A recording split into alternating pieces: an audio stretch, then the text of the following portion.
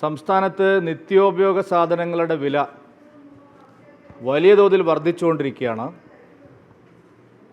കഴിഞ്ഞ പിണറായി വിജയൻ സർക്കാരിൻ്റെ കാലത്ത് ഇന്ത്യയിൽ ഏറ്റവും കൂടുതൽ വിലക്കയറ്റം അനുഭവിച്ച സംസ്ഥാനമായിരുന്നു കേരളം. കഴിഞ്ഞ 10 വർഷക്കാലവും UDF സംസ്ഥാന ഗവൺമെൻറ്റിനെതിരായിട്ട് ഉന്നയിച്ചിരുന്ന പ്രധാനപ്പെട്ട ആരോപണങ്ങളിലൊന്ന്, വസ്തുതാപരമായ ആരോപണങ്ങളിലൊന്ന് സംസ്ഥാനത്തെ അതിരൂക്ഷമായിട്ടുള്ള വിലക്കയറ്റത്തെ സംബന്ധിച്ചായിരുന്നു. എന്നാൽ UDF സർക്കാർ അധികാരത്തിൽ വന്നതിന് ശേഷവും ഈ വിലക്കയറ്റം പിടിച്ചു നിർത്താനുള്ള പ്രായോഗികമായ ഒരു നടപടിയും സംസ്ഥാന ഗവൺമെൻറ്റിൻ്റെ ഭാഗത്ത് ഉണ്ടായിട്ടില്ല. കഴിഞ്ഞ ദിവസം നയപ്രഖ്യാപന പ്രസംഗത്തിലും സംസ്ഥാനത്ത് വിലക്കയറ്റം പിടിച്ചു നിർത്താനുള്ള നടപടികളെ സംബന്ധിച്ച് ഒരു തരത്തിലുള്ള നിർദ്ദേശങ്ങളും മുന്നോട്ട് വച്ചിട്ടില്ല. സംസ്ഥാനം ഒരു കൺസ്യൂമർ സ്റ്റേറ്റ് എന്നുള്ള നിലയിൽ വിലക്കയറ്റത്തിന് പ്രധാനമായ കാരണങ്ങളിൽ ഒന്ന് പെട്രോളിയം ഉൽപ്പന്നങ്ങളുടെ വിലയിലുണ്ടാവുന്ന മാറ്റങ്ങളാണ്. ഇന്ത്യയിൽ ഏറ്റവും കൂടുതൽ പെട്രോളിയം ഉൽപ്പന്നങ്ങൾക്ക് നികുതി ഈടാക്കുന്ന സംസ്ഥാനമാണ് കേരളം. NDA ഭരിക്കുന്ന സംസ്ഥാനങ്ങളിലെല്ലാം സംസ്ഥാന സർക്കാരുകൾ സംസ്ഥാന നികുതിയിൽ വളരെ വലിയ കുറവ് വരുത്തിയിട്ടുണ്ട്.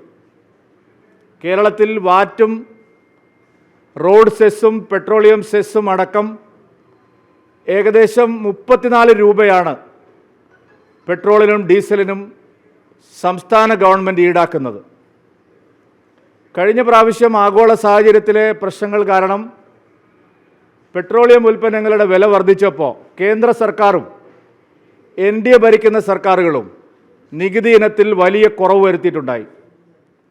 അന്ന് UDFും പ്രതിപക്ഷ നേതാവായിരുന്ന ശ്രീമാൻ VD സതീശനും പിണറായി വിജയൻ ഗവൺമെൻറ്റിനോട് ആവശ്യപ്പെട്ട ഒരു കാര്യം പെട്രോളിയം ഉൽപ്പന്നങ്ങൾക്ക് സംസ്ഥാനം ഈടാക്കുന്ന നികുതിയിൽ കുറവ് വരുത്തണമെന്നുള്ളതായിരുന്നു. വലിയ തോതിൽ UDF ഈ കാര്യം പ്രചാരണ വിഷയമാക്കിയിരുന്നു. ഇപ്പോൾ ഞങ്ങൾ ആവശ്യപ്പെടുന്നത് കഴിഞ്ഞ പ്രാവശ്യം UDF ആവശ്യപ്പെട്ട അതേ കാര്യം സംസ്ഥാനത്ത് പെട്രോളിൻ്റെയും ഡീസലിൻ്റെയും അധിക നികുതിയിൽ സംസ്ഥാന ഗവൺമെൻറ് കുറവ് വരുത്തണം. ചുരുങ്ങിയതൊരു 10 രൂപയുടെയെങ്കിലും കുറവ് പെട്രോളിനും ഡീസലിനും വാറ്റ് ഇനത്തിലും സെസ് ഇനത്തിലുമായി ഈടാക്കുന്ന തുകയിൽ ഒരു 10 രൂപയെങ്കിലും കുറയ്ക്കാൻ സംസ്ഥാന ഗവൺമെൻറ് അടിയന്തരമായി തയ്യാറാവണം എന്ന് BJP ആവശ്യപ്പെടുകയാണ്. കേരളത്തെ സംബന്ധിച്ചിടത്തോളം ഒരു കൺസ്യൂമർ സ്റ്റേറ്റ് എന്നുള്ള നിലയിൽ അത് വളരെയധികം സഹായകരമാവും. 10 രൂപയുടെ കുറവ് വരുത്താൻ ഏറ്റവും ചുരുങ്ങിയത് സംസ്ഥാന ഗവൺമെൻറ്റിന് സാധിക്കും. മധ്യപ്രദേശിലും രാജസ്ഥാനിലും മഹാരാഷ്ട്രയിലും അടക്കം UPയിലും അടക്കം NDA ഭരിക്കുന്ന സംസ്ഥാനങ്ങളിലെല്ലാം 15 രൂപ വരെ സംസ്ഥാന നികുതി ഇനത്തിൽ കുറവ് വരുത്തിയിട്ടുണ്ടായി. അതുകൊണ്ട് കേരളത്തിലെ ഇന്നത്തെ സാഹചര്യം കണക്കിലെടുത്ത് 10 രൂപയുടെയെങ്കിലും കുറവ് വരുത്താൻ UDF ഗവൺമെൻറ് തയ്യാറാവണം. മാത്രമല്ല, ഈ ഗവൺമെൻറ് അധികാരത്തിൽ വന്നതിന് ശേഷമാണ് മിൽമ പാലിന് ഭീമമായിട്ടുള്ള വില വർദ്ധിപ്പിച്ചിരിക്കുന്നത്. കുടുംബ ബജറ്റിനെ സമ്പൂർണ്ണമായിട്ട് താളം തെറ്റിക്കുന്ന നടപടിയാണ്. കർഷകർക്ക് ബുദ്ധിമുട്ടില്ലാതെ മിൽമ പാലിൻ്റെ വർദ്ധിപ്പിച്ച വില കുറയ്ക്കാനും സർക്കാർ തയ്യാറാവണം എന്ന് ഞങ്ങൾ ആവശ്യപ്പെടുകയാണ്. വിലക്കയറ്റത്തിൻ്റെ പ്രധാന കാരണങ്ങളിലൊന്നും ഇപ്പോൾ വാണിജ്യ സിലിണ്ടറിന് അടുത്തിടെ 1000 രൂപയാണ് കൂട്ടിയിരിക്കുന്നത്, ഇന്നും കൂട്ടിയിട്ടുണ്ട്. ഇങ്ങനെയുള്ള കാര്യങ്ങൾ അതെ, പെട്രോളിയം ഉൽപ്പന്നങ്ങളുടെ എല്ലാ കാര്യങ്ങളും അതിൽപ്പെടും. സംസ്ഥാന ഗവൺമെൻറ് എല്ലാത്തിനും, നിങ്ങളത് പരിശോധിക്കാതെയാണ് പറയുന്നത്, വാറ്റും സെസ്സും റോഡ് സെസ്സും അടക്കം 34 രൂപ ഈടാക്കുന്ന ഒരു സംസ്ഥാനവും നിങ്ങൾക്ക് വേറെ ചൂണ്ടിക്കാണിക്കാൻ സാധിക്കില്ല. പക്ഷേ അത് പറയുമ്പോഴും കേന്ദ്ര സർക്കാർ ഈ കഴിഞ്ഞ ഒരു മാസത്തിനിടെ 8 രൂപയാണ്. അതെ, അത് നിങ്ങൾ ആഗോള സാഹചര്യങ്ങളൊന്നും വിലയിരുത്താതെയാണ് പറയുന്നത്. യുദ്ധത്തിന് ശേഷം ഉണ്ടായിട്ടുള്ള ആഗോള സാഹചര്യത്തിൽ എല്ലാ രാജ്യങ്ങളിലും ഇതിനേക്കാൾ എത്രയോ ഇരട്ടി വർധനവുണ്ടായിട്ടുണ്ട്. അവിടെ ഒന്നും പ്രതിസന്ധി പരിഹരിക്കാൻ അവർക്ക് സാധിച്ചിട്ടില്ല. നമ്മളെ സംബന്ധിച്ച് അവൈലബിലിറ്റിയുടെ കാര്യത്തിലും ഒരു കുറവുണ്ടായിട്ടില്ല. പെട്രോളും ഗ്യാസും അടക്കം, ഡീസലും ഗ്യാസും അടക്കം എല്ലാ കാര്യങ്ങളും ആവശ്യത്തിന് ലഭ്യമാണ്. എന്നാൽ അധികമായിട്ട് ഉണ്ടായിട്ടുള്ള വർധനവിനെ അനുസരിച്ചുള്ള വിലക്കയറ്റവും ഇന്ത്യയിൽ ഉണ്ടായിട്ടില്ല. ഇത് ലോകം മുഴുവൻ അംഗീകരിക്കുന്ന കാര്യമാണ്. എല്ലാ രാജ്യങ്ങളും സമ്മതിക്കുന്നതാണ്, എല്ലാ സാമ്പത്തിക വിദഗ്ധന്മാരും സമ്മതിക്കുന്നതാണ്. ഈ പ്രതിസന്ധി ഘട്ടത്തിലും പിടിച്ചു നിന്ന ഏക രാജ്യം നമ്മുടെ ഇന്ത്യ രാജ്യമാണ്. അതിൻ്റെ പേരിൽ നരേന്ദ്രമോദി സർക്കാരിനെ എല്ലാവരും പുകഴ്ത്തിയിട്ടുമുണ്ട്. ഈ വില ക്രൂഡ് ഓയിൽ വില വർദ്ധിച്ചു എന്നുള്ളത് സത്യമാണ്. പക്ഷേ ക്രൂഡ് ഓയിൽ വില ബാരലിന് $60 വരെ പോയിരുന്നപ്പോൾ കുറച്ചിരുന്നില്ല കേന്ദ്ര സർക്കാർ. കുറച്ചിരുന്നു. പലതവണയായിട്ട് പെട്രോളിയം ഉൽപ്പന്നങ്ങളുടെ വില കുറച്ചിരുന്നു. കാരണം അത് നിങ്ങൾ മറ്റ് രാജ്യങ്ങളെ കമ്പയർ ചെയ്യാത്തതുകൊണ്ടാണ് ഇങ്ങനെ സംസാരിക്കുന്നത്. ബി.ജെ.പി. സർക്കാർ അധികാരത്തിൽ എത്തുന്നതിന് മുൻപുണ്ടായിരുന്ന വിലയല്ല, പിന്നെ അന്ന് ഉണ്ടായിരുന്ന ബാരലിന്റെ വിലയല്ല, അതിലും താഴെ പോയപ്പോൾ ഇല്ല എല്ലാ കാര്യങ്ങളും അതിന് 2 ലക്ഷം കോടി രൂപയുടെ കടം വിവിധ കടപ്പത്രങ്ങൾ വഴി ബോണ്ട് വഴിയും നമ്മുടെ രാജ്യത്തിനുണ്ടായിരുന്നു. ആ കണക്കുകളൊക്കെ നേരത്തെ വന്നതാണ്. അതെല്ലാം പരിഹരിക്കാൻ സാധിച്ചു. രാജ്യത്തിൻ്റെ സമ്പദ്ഘടനയെ ശക്തിപ്പെടുത്താൻ സാധിച്ചു. വിദേശ കടത്തിൽ നിന്ന് വലിയ തോതിൽ പുറത്തു വരാൻ സാധിച്ചു. സമ്പദ്ഘടനയെ 4ാമത്തെ വലിയ ശക്തിയായിട്ട് മാറ്റി. വലിയ തോതിൽ ഒരു വൻ ശക്തിയായിട്ട് നമ്മുടെ രാജ്യം മാറിക്കൊണ്ടിരിക്കുകയാണ്. ഈ സാഹചര്യങ്ങളൊന്നും കണക്കിലെടുക്കാതെയാണ് മറ്റ് വാദങ്ങൾ പ്രതിപക്ഷം ഉന്നയിക്കുന്നത്. ഈ സംസ്ഥാന നികുതി കുറയ്ക്കുന്ന കാര്യം മുഖ്യമന്ത്രിയോട് ചോദിച്ചപ്പോൾ അദ്ദേഹം പറഞ്ഞത് ഇടയ്ക്കിടയ്ക്ക് വില കൂട്ടിക്കൊണ്ടിരിക്കുകയല്ലേ, പിന്നെ ഇങ്ങനെ അതിന് അല്ല, ഇടയ്ക്കിടയ്ക്ക് വില കൂട്ടിയാലും ഇതേ മുഖ്യമന്ത്രി, ഇപ്പോഴത്തെ മുഖ്യമന്ത്രി, അന്നത്തെ പ്രതിപക്ഷ നേതാവ് പിണറായി വിജയൻ സർക്കാരിനോട് ആവശ്യപ്പെട്ടിരുന്ന വസ്തുതാപരമായ ഒരു കാര്യമാണ് ഞാൻ ചൂണ്ടിക്കാണിച്ചത്. അതിൽ നിന്ന് അദ്ദേഹത്തിന് ഒഴിഞ്ഞു മാറാൻ പറ്റുമെങ്കിൽ അദ്ദേഹം ഒരു ഇരട്ടത്താപ്പുകാരനാണെന്ന് സമ്മതിക്കേണ്ടി വരും. നിലവിലിപ്പോൾ CMമാർക്കടക്കം വിവിധ സംസ്ഥാനങ്ങളിലുള്ള നേതാക്കൾ, മുൻ സംസ്ഥാന പ്രസിഡന്റുമാരെയൊക്കെ വിളിപ്പിക്കുന്നുണ്ട്. ദില്ലിയിൽ BJPയുടെ സംസ്ഥാന അധ്യക്ഷൻ മാറി. അത്തരത്തിൽ ഏതെങ്കിലും ദേശീയ ചുമതലയിലേക്കൊക്കെ താങ്കൾ വരുക, അങ്ങനെ അത്തരത്തിലുള്ള റൂമറുകളൊക്കെ ഉണ്ട്. അങ്ങനെ വിളിപ്പിച്ചിട്ട് വന്നതല്ല ഞാൻ. ഇന്നൊരു പാർട്ടിയുടെ ഒരു അടിയന്തരമായിട്ടുള്ള ഒരു നേതൃയോഗം ഉണ്ടായതുകൊണ്ട് വന്നതാണ്. എന്നെ ആരും വിളിപ്പിച്ചിട്ടില്ല. എന്നെപ്പോലെ തന്നെ പല ആളുകളും ഈ യോഗത്തിൽ വരുന്നുണ്ട്. ബാക്കിയുള്ള കാര്യങ്ങളെല്ലാം മാധ്യമങ്ങൾ ഉണ്ടാക്കുന്ന ഊഹാപോഹങ്ങളാണ്. ഭാരതീയ ജനതാ പാർട്ടിയിലെ പുനഃസംഘടനയെ സംബന്ധിച്ചും സംഘടനാപരമായിട്ടുള്ള മറ്റ് നടപടികളെ സംബന്ധിച്ചും ഒന്നും പറയാനുള്ള ആളല്ല ഞാൻ. അതെല്ലാം കേന്ദ്ര നേതൃത്വമാണ് വ്യക്തമാക്കേണ്ടത്. ഇതിപ്പോൾ സാധാരണഗതിയിലുള്ള ഒരു യോഗം മാത്രം. സംഘടനയിലെ ഒരു മാറ്റം അത് ഇന്നോവേറ്റബിൾ അല്ലേ? ഇതിപ്പം അല്ല, അത് പറയേണ്ട സമയത്ത് പറയേണ്ട ആളുകൾ പറയും. ഒരു പാർട്ടിയുടെ, അതും കേരളം പോലെ ഒരു സംസ്ഥാനത്തിൻ്റെ മുൻ സംസ്ഥാന അധ്യക്ഷനായിരുന്ന ഒരാൾക്ക് ഇത്തരം കാര്യങ്ങൾ പറയാനുള്ള യാതൊരു ഇൻഫർമേഷനും ഇല്ല. ഈ തിരുവനന്തപുരം നഗരസഭയ്ക്കെതിരെ വലിയ വിമർശനമൊക്കെ ഉയർന്നത്, പ്രത്യേകിച്ച് കഴിഞ്ഞ ദിവസം തന്നെ എന്താണ് നിങ്ങൾ മഴ പെയ്തപ്പോൾ വെള്ളക്കെട്ടുണ്ടാവുന്നത് ഈ ഒരു 6 മാസം കൊണ്ട് ഉണ്ടായതല്ലല്ലോ. തിരുവനന്തപുരത്ത് ഇത് പതിവായിട്ടുള്ള കാര്യമല്ല. നിങ്ങൾ ആരെങ്കിലും, ഞാൻ പറയട്ടെ, ശുചീകരണത്തിൻ്റെ അല്ലല്ലോ വെള്ളക്കെട്ടിൻ്റെ പ്രശ്നം. വെള്ളക്കെട്ടിൻ്റെ പ്രശ്നം സീരിയസ് ആയിട്ടുള്ള ഒരു ഇഷ്യൂ ആണ്. അത് മേയർ തന്നെ പറഞ്ഞിട്ടുണ്ട്.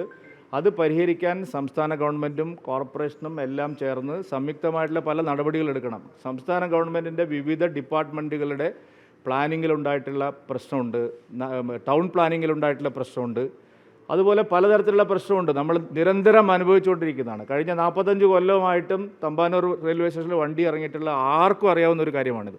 അതെല്ലാം VV രാജേഷും ആശാനാഥും ഒരു 6 മാസം കൊണ്ട് പരിഹരിക്കുന്നത് രാഷ്ട്രീയ പ്രേരിതമായിട്ടുള്ള ആരോപണമാണ്. മഴക്കാലപൂർവ്വ ശുചീകരണം വളരെ ഭംഗിയായിട്ട് അവിടെ നടന്നിട്ടുണ്ട്.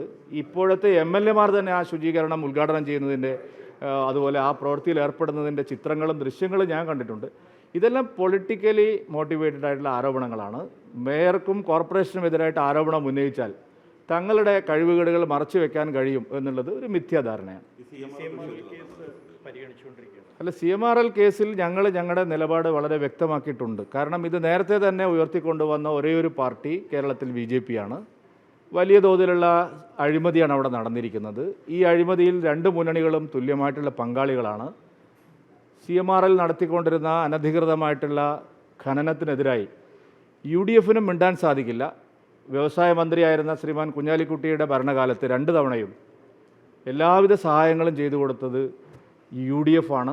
UDFലെ പ്രമുഖരായിട്ടുള്ള പല നേതാക്കളും അനധികൃതമായി അവരിൽ നിന്ന് പണം കൈപ്പറ്റിയതായിട്ടുള്ള വിവരങ്ങളും EDയുടെയും SFIയുടെയും എല്ലാം മുമ്പിലുണ്ട്. അതെല്ലാം ജീവിക്കുന്ന തെളിവുകളാണ്. നിയമത്തിൻ്റെ വഴിക്ക് തന്നെ പോവും. ഉപ്പ് തിന്നവരെല്ലാവരും വെള്ളം കുടിക്കും. പിണറായി വിജയനും മകളും നടത്തിയിട്ടുള്ളത് അതിഭീമമായിട്ടുള്ള അഴിമതിയാണ്. എന്നാൽ സമാനമായിട്ടുള്ള അഴിമതി UDFും നടത്തിയിട്ടുണ്ട്. ഇതെല്ലാം അനാവരണം ചെയ്യപ്പെടും എന്നുള്ള ശുഭാപ്തി വിശ്വാസമാണ് ഞങ്ങൾക്കുള്ളത്. അല്ല, ഇതിപ്പോൾ ഞങ്ങൾ ആവശ്യപ്പെടുന്ന അന്വേഷണം അല്ലല്ലോ ED നടത്തുന്നത്. എന്തുകൊണ്ടാണ് ED വൈകിയത്? ചിലർ എന്നോട് ചോദിക്കുകയുണ്ടായി, എന്താണ് തെരഞ്ഞെടുപ്പ് കഴിയുന്നത് വരെ ED ഈ കേസ് അന്വേഷിക്കുക? സ്വാഭാവികമായിട്ടുള്ള ചോദ്യമാണ്, ജനങ്ങൾക്കറിയില്ല. തെരഞ്ഞെടുപ്പ് കഴിയുന്നവരെ ED അന്വേഷിക്കാതിരുന്നത് EDക്കെതിരായി സർക്കാർ സംവിധാനങ്ങൾ മുഴുവൻ ഉപയോഗിച്ച് ബഹുമാനപ്പെട്ട ഹൈക്കോടതിയിൽ നിന്ന് നിരന്തരമായി, കേരള ഹൈക്കോടതിയിലും ബാംഗ്ലൂർ ഹൈക്കോടതിയിലും ദില്ലി ഹൈക്കോടതിയിലും അവർ നിയമ തടസ്സങ്ങൾ ഉണ്ടാക്കി തടഞ്ഞു വെക്കുകയായിരുന്നു. സർക്കാർ പോയതിന് ശേഷമാണ് വിധി വന്നത്. വിധി വന്ന ഉടനെ തന്നെ ED അതിനനുസരിച്ചുള്ള ആക്ട് ചെയ്തിട്ടുണ്ട്. ഇനിയും തുടർ നടപടികൾ ഉണ്ടാവും. കേരളം ആഗ്രഹിക്കുന്നത് അതാണ്. ഈ കേസിൽ ആരൊക്കെയാണോ തെറ്റ് ചെയ്തിട്ടുള്ളത് അവരെല്ലാം നിയമത്തിന് മുമ്പിൽ കൊണ്ടുവരണം എന്നുള്ള സുചിന്തിതമായ അഭിപ്രായമാണ് ജനങ്ങൾക്കുള്ളത്, ബി ജെ പിക്കും ഉള്ളത്. ഇപ്പോൾ വി ഡി സതീശനും സംഘവും അതിൽ നിന്നൊരു മലക്കം മറിഞ്ഞിട്ടുണ്ടെങ്കിൽ അത് അവരുടെ നേതാക്കളെ സംരക്ഷിക്കാൻ വേണ്ടിയായിരിക്കും. രാഷ്ട്രീയ പാർട്ടികൾ ഫണ്ട് വാങ്ങുന്നതിൽ അസ്വാഭാവികമായി ഒന്നുമില്ല എന്നാണ് ഇതിനോട് UDF നേതാക്കൾ പ്രതികരിച്ചത്. എന്താണ്? രാഷ്ട്രീയ പാർട്ടികൾ പൈസ വാങ്ങുന്നതിൽ അസ്വാഭാവികത അല്ല, രാഷ്ട്രീയ പാർട്ടികൾ ഫണ്ട് വാങ്ങുന്നത് പോലെയല്ല. കരിമണൽ ഖനനത്തിന് അനുകൂലമായി സർക്കാർ നടപടികൾ ഉണ്ടായിട്ടുണ്ടെങ്കിൽ അത് പൊതുപ്രവർത്തന അഴിമതി നിരോധന നിയമത്തിൻ്റെ പരിധിയിൽ വരുമെന്നുള്ളത് എല്ലാവർക്കും അറിയാം. UDFനെതിരെ ഉയർന്നു വരുന്ന ആരോപണം UDF ഭരണകാലത്താണ് ഈ തോട്ടപ്പള്ളിയിലും അനുബന്ധ സ്ഥലങ്ങളിലും അതിഭീകരമായ തോതിലുള്ള ഖനനം നടന്നത്. അതിനെല്ലാ സഹായവും അവരാണ് ചെയ്തു കൊടുത്തത്. UDFിലെ മിക്ക മന്ത്രിമാർക്കും രാഷ്ട്രീയ നേതാക്കൾക്കും അതിൻ്റെ പ്രതിഫലമാണ് കിട്ടിയിട്ടുള്ളതെങ്കിൽ തീർച്ചയായിട്ടും അത് അഴിമതി നിരോധന നിയമത്തിൻ്റെ വകുപ്പിൽ തന്നെ വരും. അതുകൊണ്ട് അങ്ങനെ കഴുകിക്കളയാൻ പറയുന്ന ഒരു കേസല്ല. അതിപ്പോൾ പറയുന്നത് പല നേതാക്കന്മാരുടെയും പേരുകൾ പുറത്തു വന്നതുകൊണ്ടാണ്. ഞങ്ങളൊക്കെ പാർട്ടി ഫണ്ടിലേക്കാണ് പണം വാങ്ങിയത്. പക്ഷേ എന്തിനു വാങ്ങിയെന്നുള്ള ചോദ്യമുണ്ട്. മാത്രമല്ല, ചെറിയ പൈസയല്ല, കോടാനുകോടി ഉറപ്പിക ഇതിൻ്റെ പേരിൽ കൊടുത്തു എന്ന് CMRL ഉദ്യോഗസ്ഥന്മാർ തന്നെ SFIക്ക് നൽകിയ മൊഴി നമ്മുടെ മുമ്പിലുണ്ട്. അതുകൊണ്ട് അതെല്ലാം അങ്ങനെ എളുപ്പത്തിൽ തേച്ചുമാറ്റി കളയാൻ പറ്റുന്ന ഒരു കാര്യമാണ് എന്ന് BJP വിശ്വസിക്കുന്നില്ല.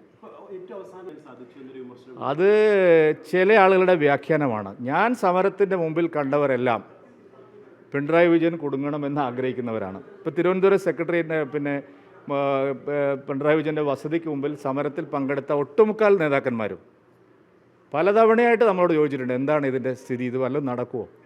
കണ്ണൂരിൽ EP ജയരാജനും P ജയരാജനും പ്രസംഗിക്കുന്നത് ഞാൻ കേട്ടു. ആ പ്രസംഗം കേൾക്കുന്ന എല്ലാവർക്കും അറിയാം. 1-2 നേതാക്കൾ ഒഴിച്ച് ബാക്കി എല്ലാ നേതാക്കളും, സമരത്തിൽ പങ്കെടുത്ത എല്ലാ CPM നേതാക്കളും പിണറായി വിജയൻ അഴിക്കുള്ളിലാവണം എന്ന് ആഗ്രഹിക്കുന്നവർ തന്നെയാണ്. അതുകൊണ്ട് CPM ഒറ്റക്കെട്ടായി എന്നൊക്കെ പറയുന്നത് ഒരു പുറമേക്ക് കാണുന്ന ഒരു കാര്യം മാത്രമാണ്. ഒറ്റക്കെട്ടല്ല, അദ്ദേഹത്തിനെതിരായിട്ട് ശക്തമായിട്ടുള്ള അടിയൊഴുക്ക് പാർട്ടിക്കകത്തുണ്ട് എന്ന് തന്നെയാണ് ഒരു സാധാരണ വ്യക്തി എന്നുള്ള, പൗരൻ എന്നുള്ളതിൽ എൻ്റെ ഒരു അഭിപ്രായം.